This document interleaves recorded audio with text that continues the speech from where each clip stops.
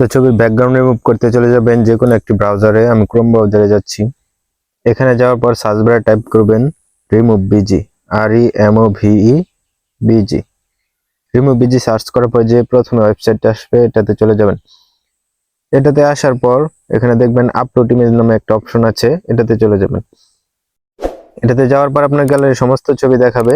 তো আপনি এখান থেকে যে ছবিটা ব্যাকগ্রাউন্ড রিমুভ করতে চান ওই ছবিটা সিলেক্ট করে নেবেন।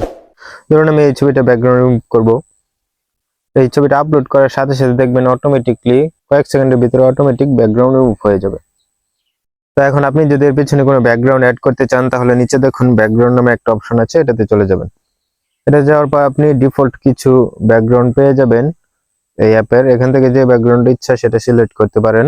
আর যদি আপনি চান যে না কালার ব্যাকগ্রাউন্ড সিলেক্ট করবেন তাহলে ডান পাশে দেখুন কালার অপশন আছে, এটাতে চলে যাবেন। এটাতে আসার পর যে কোনো কালার সিলেক্ট করে নিতে পারবেন। আর যদি সেটাও না চান, আপনি যদি চান যে আপনার পছন্দ করা কোনো ব্যাকগ্রাউন্ড পিছনে লাগাবেন তাহলে এখানে দেখুন একটা প্লাস আইকন আছে, এটাতে চলে যাবেন। এটাতে যাওয়ার পর আপনার গ্যালারিতে নিয়ে যাবে। এখান থেকে আপনি যে ব্যাকগ্রাউন্ডটা দিতে চান সেই ব্যাকগ্রাউন্ডটা সিলেক্ট করে দিলেই দেখবেন অটোমেটিক এটা অ্যাড হয়ে গেছে। দেখতে পাচ্ছেন আমার পেছনে ব্যাকগ্রাউন্ডটা অ্যাড হয়ে গেছে।